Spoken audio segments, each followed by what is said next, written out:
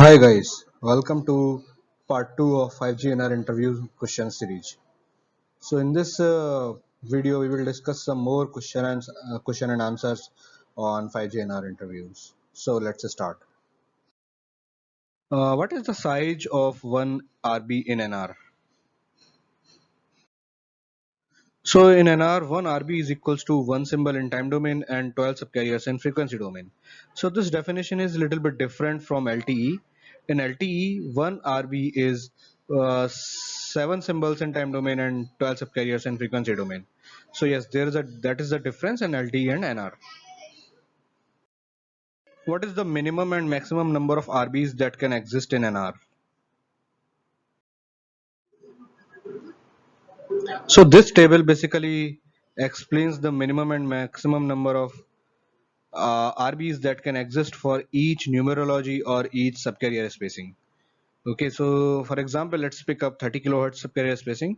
So in that case, the minimum number of RBs that is dictated by the spec is 20, and maximum number of RBs are 275. What is the advantage of BWP in NR? So basic motivation of using BWP in NR is receiver bandwidth adaptation. Okay, so using the BWP concept, a device can use a narrower bandwidth for monitoring control channels. It can receive small to medium sized data transmissions. So basically, if you use, your device can, if a device uses a smaller part of bandwidth, it can save power or it can save battery, or if it uses a larger part of bandwidth or full bandwidth, it will give high throughput. So this is the basically these 2 points summarizes the main advantage of BWP in NR. Can two BWPs have different numerology? The answer is yes. So a bandwidth part is characterized by a numerology. That means a bandwidth part can have different subcarrier spacing and cyclic prefix. So each BWP has its own numerology, that is cyclic prefix and subcarrier spacing. So yeah, these 2 points are similar, but they are telling us the same thing, that a bandwidth part can have its unique numerology, or in other way, two bandwidth parts can have different numerology.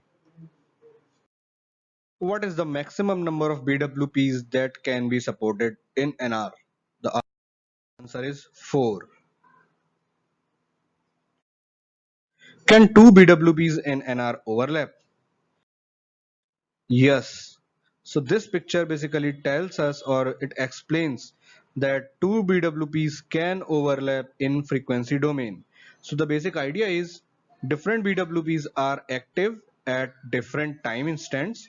So let's say from time this to time this, BWP1 is active and it covers only this part of frequency spectrum. And from time this to time this, BWP2 is active and it covers a larger part of frequency allocation. Okay, and another more important point is that at one point of time only one BWP can be active. So the answer to can be two BWPs overlap is yes. But what is the difference in BWP and carrier aggregation? So BWPs contain, the first difference is BWP contains contiguous PRVs, while carrier aggregation can have contiguous or non-contiguous PRVs.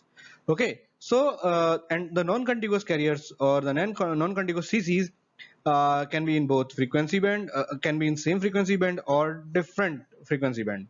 So this basically gives us more flexibility in assigning the resources in case of carrier aggregation. This is one difference. Another difference is from an RF perspective.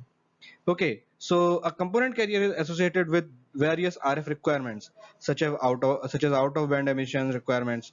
But for a bandwidth part, which is inside a carrier, there is no such requirement. So it is all handled by the requirements set on a carrier. Okay, so basically from an RF perspective, there are some RF requirements which are only imposed on carrier, not on BWP. So if we are going for carrier aggregation, there will be such limitations or such requirements on all carriers. but in case of BWBs, there will be no such requirement.